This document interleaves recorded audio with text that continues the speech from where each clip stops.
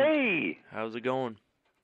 Good. I didn't recognize your number, so all the warning signs came up. I was getting ready to run. Uh-oh. No, I'm kidding. How you doing? Really good. So, what you been up to these days in music and all this internet stuff? What have I been up to?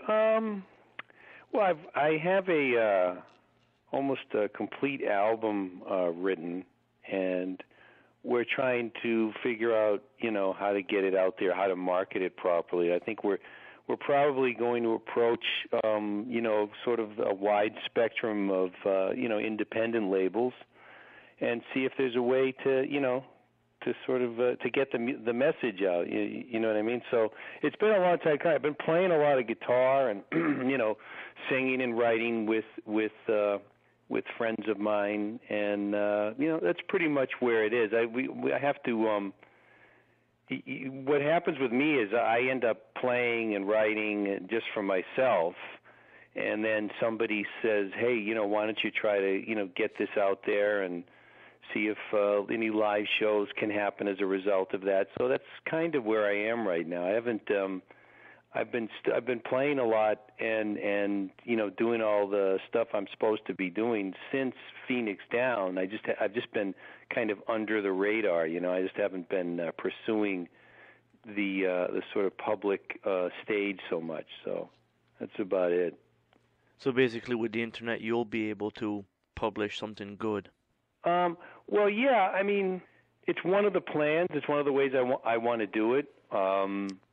I'm still, of the mind. I think it's kind of a cool thing to, hold an actual CD in your hands and be able to get it in some stores, or let the people that try to distribute this stuff in a more traditional way do it. But yeah, I mean, the internet would be a massive part of it. I mean, it's one of the coolest things that's happening with music now. I mean, it's like, thank God it took place with downloads and people going to websites, and they watch visuals and movies and stuff with it. And one of the cool things about YouTube is people can just grab images and footage and create their own music videos and stuff. So I always look forward to that. I know every once in a while I'll see some stuff, one of my older tunes on YouTube, and I do hang out there on occasion.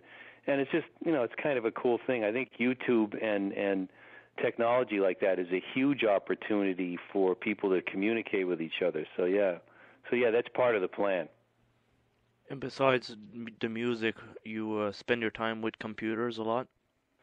Yeah, I went through. I became kind of obsessed with the creative part of computers, where even if it's kind of embedded or directly related to some sort of business venture, because it's the immediate gratification of it. In other words, you do something on the computer and you can play it back immediately, or you make an image and you can stare at what you've just done. So it's the nature of a computer is, if somebody makes one that's faster, you immediately imagine a faster model. And yeah, I've been doing a lot of work on for a while I was doing broadcast design, and then we did a short film, and right now we're trying to develop some feature projects as well. So yeah, and all of it's linked to the computer. I mean, it's just my nature. I would rather shoot footage, for example, digitally, high def with all the new cool cameras, red cameras and all the stuff that's out there now. It just seems less cumbersome. I mean, there's a lot of purists. There's a lot of great things. There's a lot of great benefits to 35 millimeter and the certain look and feel of more traditional or analog ways of doing things. But yeah, so the computer is kind of it's kind of attached to my hip a little bit. If I start doing something new, or if I get into some sort of new creative venture, I'm always wondering, how the computer can add to it. Music and visuals is the same thing. This new album you're talking about, are you going to be recording it digitally or analog? Yeah, no, it's digital. I mean, I got a lot of songs done. I think they're just missing certain elements. I mean, they're in different stages of disrepair. The good thing is I was able to, get real musicians to come and play, which I think is critical, especially with the drums and, certain instruments. It's just critical that you have an organic approach. And then, once you have an organic track down, then you can do whatever you want with it. I mean, one of the coolest techniques that I've seen Michael Wagner, for example, do is he'll record a drum track, and when he gets one that he likes, he'll sometimes I was in a session once where he played it back, the drum track. He has all these weird techniques and mic setups and different speakers in different positions because he's just very aware of all the sort of physics of sound. But he'll re-record the original track and then process it in about 4 or 5 different ways, and then use that to sort of color the original track when he finally goes down, gets down to mixing and stuff. So, the digital aspect of life has just opened up so many possibilities. In terms of my record, it's a combination of amp with mic placement and digital stuff, and just kind of a blend of all of that stuff. And it's one of the it kind of makes music to me a lot more interesting. But yeah, I mean, I'm excited about the songs. I've been sort of off and on with it. It's funny. Like some people really try real hard to get stuff to released in the public to the public. And I'm just one of those guys. Like I'll do a bunch of songs and I really like them, and then time will go by and I just start recording new stuff. So maybe if we do find a company to get it out there, or if we have to do it guerrilla style and do it on our own, I really want to get these new songs out for people to hear. I'm kind of ready for that now. So because if you don't release them, then you'll be recording new songs. Yeah, and who knows? Maybe I'll have one of those like triple CD sets when I finally get around to getting them out there. No, I'm kidding. I mean, I really want to. This latest sort of what would you call it, permutation of me in terms of being an artist. I would love people to hear. I'm also, I've been writing with Alice Cooper again, which is kind of nice. I hung out with him. He was at Universal Studios out here in Hollywood, and he was shooting this Star Wars type the Star Wars bar, that famous scene. He was shooting it for some big German chain, electronics chain of stores. And when I knew he was there, I went and I visited him at his we called the Honey Wagon, or just where he's hanging out and gets his makeup and stuff like that done. So it's good to see him and his wife and stuff. And then we just started talking about music, and we've been actually writing a couple of things, so that's kind of exciting. So basically, you're talking that Alice Cooper was doing the Cantina Scene in Star Wars. Yeah, for an electronics store. Oh yeah, in Germany. Yeah, it was a German store. Yeah. Pretty funny too. He was because I watched a couple of takes, and he was killing everybody. It was pretty funny.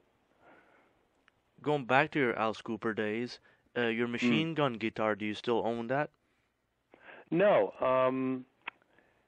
When it wasn't too long after the Alice Cooper tour ended, the Hard Rock Cafe approached me, and they put one in Dallas and one in Israel, believe it or not, and they said, if we do this, would you, we can get you anything you want if you want a trade or whatever. And I said, okay, so they gave me a couple of guitars. They gave me a Jackson guitar, which is still one of my favorites. I picked it out. They had me pick out whatever I want, so that was kind of nice. And I kind of think that was a moment in time, and in any of the interviews I've done, I always like to state that the kid that made it, he made a great guitar. It was the one that I used on Alice's tour was really one of the best playing guitars, and it just seems so weird because to strap the thing on, it was kind of big and it had all these switches and everything, but the way he had the neck set up and the bridge and everything, it was a joy to play. It wasn't a difficult guitar. Do you still body build? Because back in the day you were like Rambo. Yeah. Well, no, not as much. I mean, really, going to a gym, I don't think it's not a lot of fun for most people. I still go to the gym just because for whatever, but I'm not crazy about that. And like I said in a past interview, I noticed when I stopped training, the smaller my legs got, the bigger my dick looked. So no, I'm kidding. But I just I just felt like at some point, my reasons for doing it. And it was one of the things that Alice and I talked about was that when we find something and it catches our attention for whatever moment, we get kind of obsessed with it. So it became kind of an obsession along with my obsession to play music and, eat good food and whatever else I was into in those days. So yeah, it just turned into one of those things. And, I responded to it really well. I look at some pictures and I go, Jesus, like huge, in my mind. Yeah. Of course there's like a lot bigger guys, but I was kind of surprised. And, the funniest thing is I never, even with the gun guitar, I never put the connection between me and Rambo together until I read it in a magazine.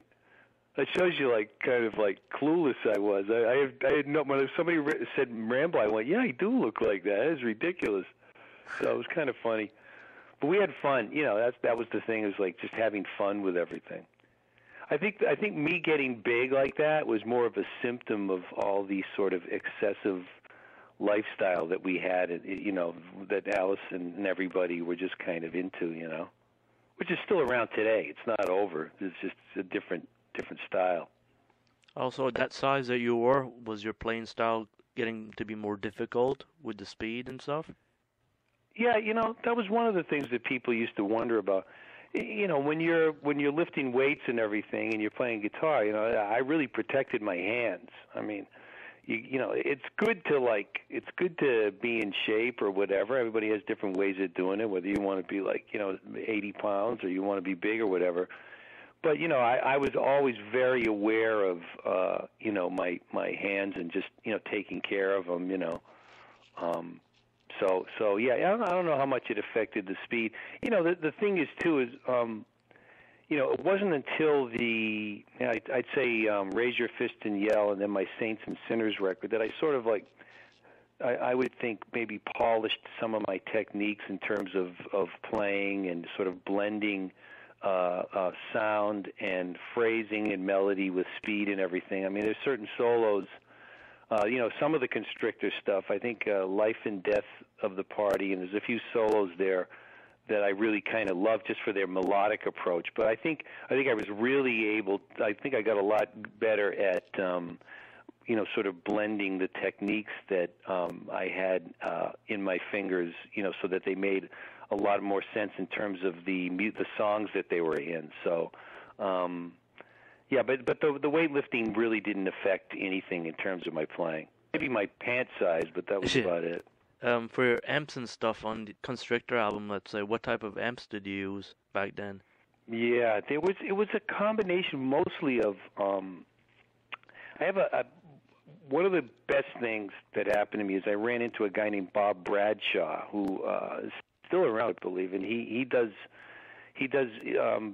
amplifier mods. So what happens is you bring in your amp, and you have to have a discussion with him. You play him stuff, you talk to him about what kind of sounds that you want, and then he'll modify your amp. So for me, for studio, I had him. I have a 50-watt Marshall. I still have it actually, and I had him just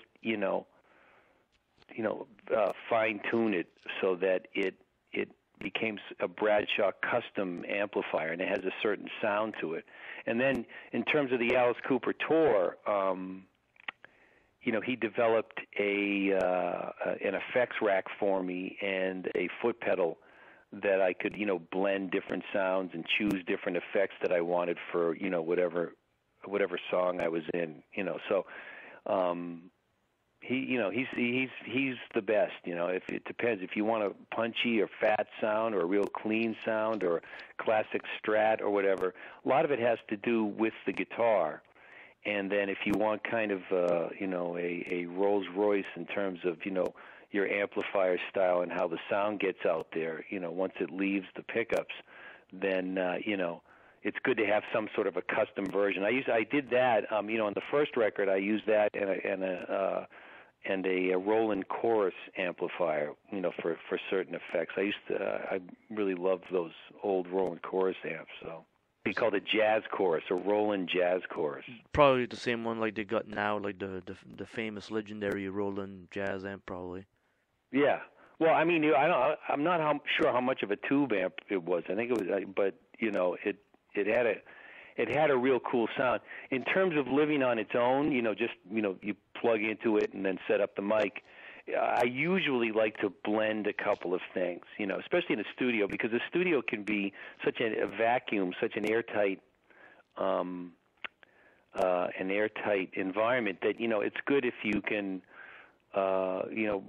work with the distance that the mic is against the speakers and, blend a couple of different sources. I mean, it's nothing, brand new that I'm coming up with here, but it is my preference. I like to have, as much air inside the sound as I can. Because my style's not necessarily, there's a lot of imperfections in it, and I think it's kind of important to have that stuff in there. Let's say, how many tracks did you use on Constrictor or Raise Your Fist and Yell? Well, it's really funny. The more tracks you do, there's one point where you get diminishing returns. If you have too many tracks, you can sit there and put 50 tracks of guitar, and it's not going to do anything. So, in terms of a rhythm part. So I think, for the most part, I might double. I'll double, the main rhythm sound, and then I'll add a solo track, and then if I want to add any sort of clean sound, if I'm building something that way, I think at the most I might have 3 tracks of rhythm, but I tried to stay away from something that didn't sound real. You want to stay away from having, or at least I do. I want to stay away from having 5 different guitar tracks and each of them are doubled or tripled or whatever. It turns into kind of a synthetic world if you start doing that. So. And for guitars, what guitars did you use in the studio? For a Constrictor? Yeah. I had a Les Paul 20th anniversary, as I remember, and they had humbucker pickups in it. And then trying to think, I think I had a really I was using a Strat on a couple of. But I'm not necessarily. I love Strat guitar. I mean, I could listen to it all day. I'm not that much of a Strat player. And then I think I might have borrowed a Flying V from a friend of mine, as I remember. And then so it was mostly my Les Paul 20th anniversary, which it was funny. I took it on tour with me on both tours because I loved warming up on that guitar, and I didn't play it live because it was kind of I didn't want it to get the shit kicked out of it, because playing when you're on stage, especially with Alice Cooper, you don't know what's going to go flying by. I was just watching a video where he threw a doll up in the air and almost hit me in the head. So there was a lot of stuff going on in those days. And then I came back from tour. And this is kind of strange because I loved that guitar, and like a month later, I woke up in the middle of the night and I said, "Where is that guitar? It was gone." So that. So you're talking about your guitar that you got stolen? I think so, but I don't even know what happened. I just want you to. It's really funny because I got all my equipment, and I woke up in the middle of the night and I go, "Wait a second, where did that guitar go?" So sometimes in that situation, it's not good to bring your own guitars. Yeah, if you have kind of a precious instrument, the road is pretty unforgiving. I mean, I had great guys with me. You know, I had a guy, Tom Mayhew, on the first tour. He went on to be, I think, road manager or one of the managers for Guns N' Roses. And he was great. I mean, it wasn't their fault. I just don't know what happened. So I don't have a clue. Now, you wrote songs also, lots of them with Alice Cooper. How long did the songwriting process go? And did you, like, write with the music? Alice? Yeah. Yeah, well, after I met him, I think, I can't remember how it went down. I went down to New York and met him, and then we drove up to upstate New York and hung out at these really weird little hotels, and we'd go to these little, you know, somebody would have a home recording studio. It was really funny because we wanted to keep everything extremely simple in the beginning, and then we started traveling around and writing in different environments, you know, just for whatever. We'd go to Manhattan and write there, and we went to Connecticut, and I met Dennis Dunaway and Neil Smith, and we, you know, did some jamming, a little bit of writing and stuff, and then we ended up in Maui, and in this house on the beach, and then, you know, and we were writing for. So I would say maybe the first album, it was about 3 months of writing, and you know, there's still a bunch of songs that are demoed that, you know, I don't even know where they are. But and then we went to and then on Raise Your Fist and Yell, we were writing on the road while we were touring with Constrictor. So that was kind of an off and on thing. And then we would drop into different studios, and when we hit, you know, if we'd end up in Chicago or some city, you know, we would, Canada, wherever we were, we would find a studio and go in there and record. We tried to, you know, we bought a little home thing to lug around from hotel to hotel and maybe go to each other's rooms and record and stuff. And it's just, you know, it's just the whole thing about setting something up like that and recording is just such a pain in the ass. We ended up, you know, just finding studios, you know, mostly, you know, homegrown, smaller studios to just go in and get the ideas down. And then from there you take the tapes and re-listen to them and add to we the got structures. home, and then we would check them out again and see which ones survived, and then just, you know, by the time we hit the studio, you know, maybe we'd written 20, 25 songs, something like that, and then, you know, some of them were good and some of them sucked. You know, it was that sort of a thing. I'm always, you know, I wish I had saved all the tapes. I know that Brian Nelson had some, and different people, you know, sort of held on to that stuff, but, you know, I wasn't one of those guys. I really don't have a lot of my own tapes or CDs or album covers, or I don't have any of that stuff or videos. I really don't hold on to stuff like that. So, why is it that don't hold on to your history? You know, I don't know what that is. I think a lot of it is, I think each thing is kind of a moment in time. So there's no reason to, the artifacts that are created in those moments, you know, whatever just survives just by proxy, you know, just happens to still be in your possession at the end of the day. You know, that's the stuff, I guess, that belongs there. But, you know, I'm not one of those guys that has a room that's a shrine to my past stuff. You know what I mean? It wasn't that I didn't like it. I mean, I really love all those moments. But, you know, I kind of keep that stuff. It's still alive inside of me enough that I just, you know, to look back and look at the videos and do all that stuff doesn't have enough of a meaningful effect on me to keep doing it. But, you know, I still listen, you know, to some of the old stuff, and, you know, if I see, you know, that other people are hearing stuff and still enjoying it and everything, it really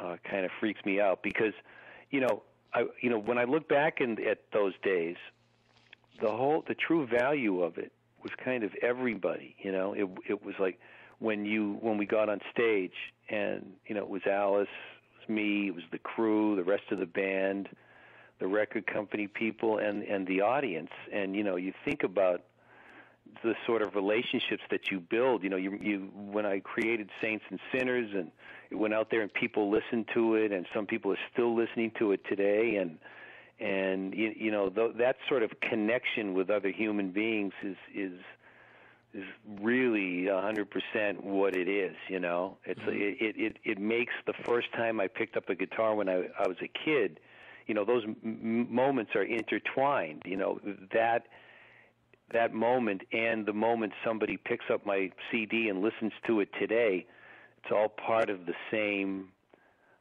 moment. I don't know if that makes sense. So you know, I'm not quite sure if I understand. You know, it sounds kind of Buddhist of me to you know, Zen Buddhist to say, you know, which came first. You know, one thing happened because of the other, or for the same reason. So yeah.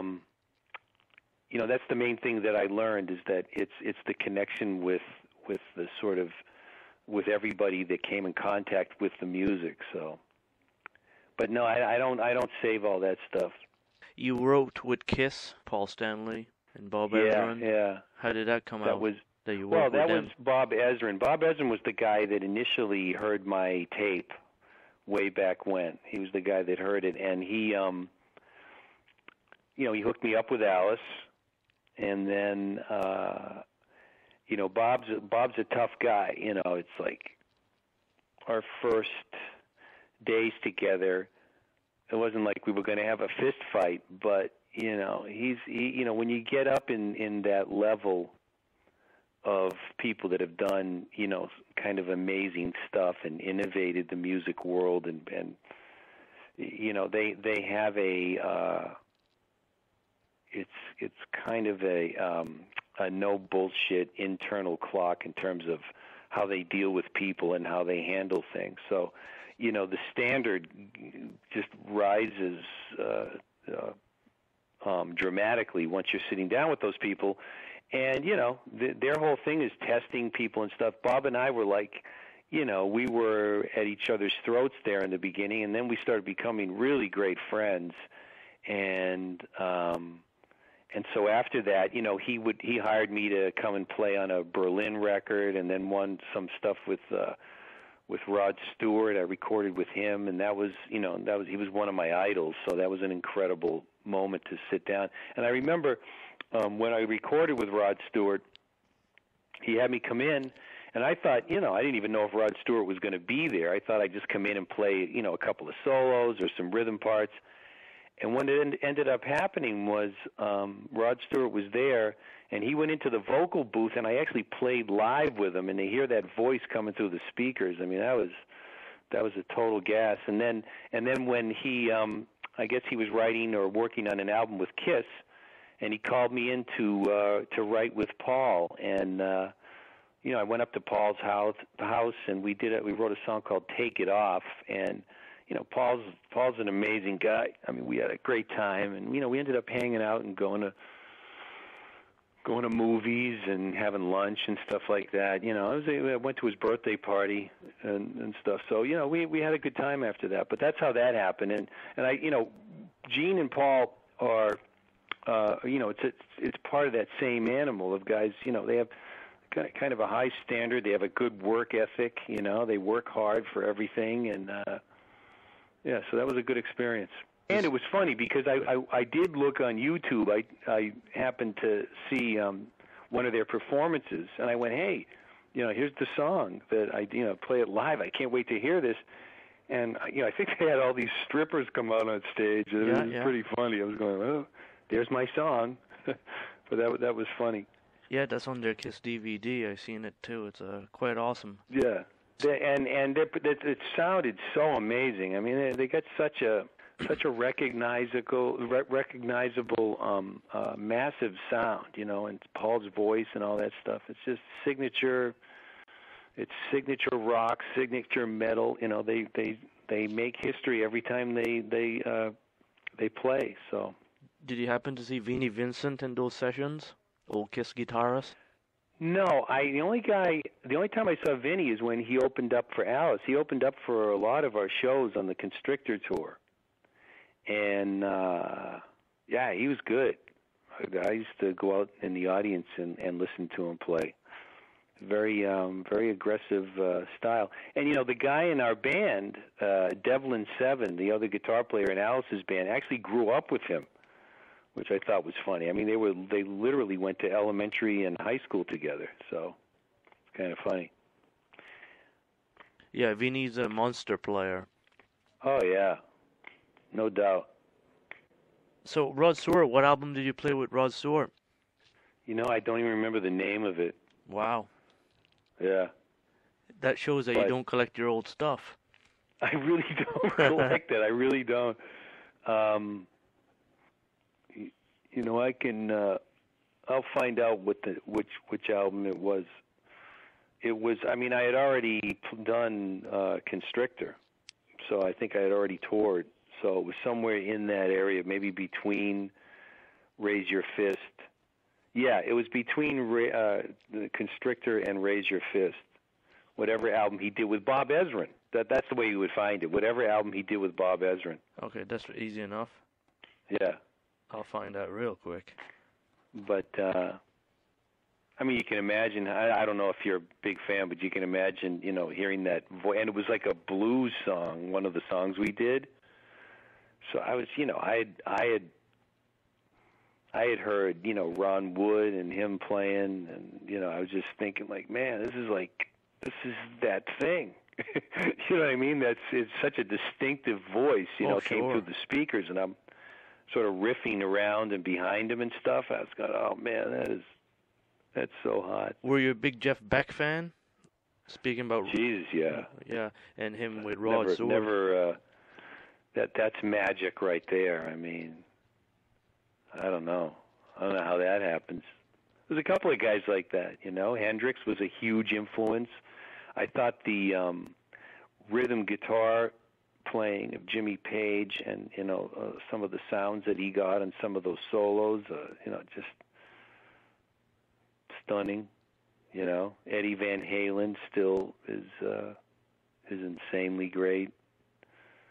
And one of the Static X too, like those guys. That's some of their first couple of albums and some of the newer stuff that they've done.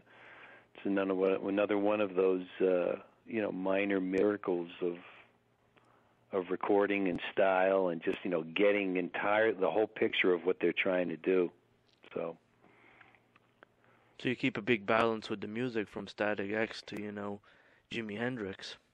Yeah, I mean, so much great stuff happens. It's like I'm not trying to stay current for any reason. I'm just telling you, I listen to, you know, Tool, Perfect Circle, Rage Against the Machine, you know, a lot of these bands. I mean, last night I went to see Mariah Carey, so, you know, I'm a music junkie, you know, so. And the word music, any music.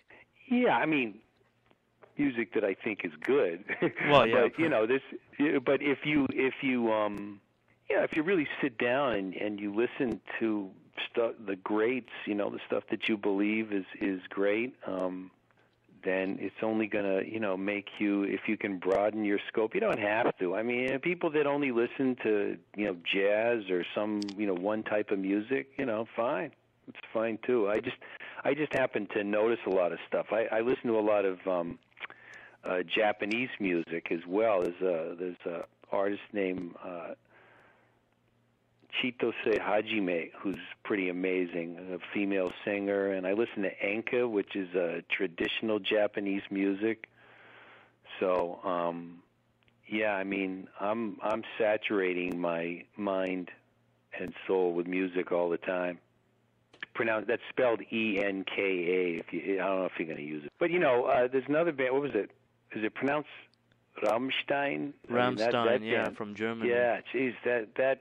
I mean, I haven't kept up with them. You know, kind of. I should probably look into it again. But that first album, I think they did 2 albums actually that I'm aware of. But that first album was, you know, it had such an amazing kind of traditional heavy sound, but this sort of modern approach to all of it, and it just had a certain amount of punk in it and everything, just in terms of like, fuck everything, it was a great moment.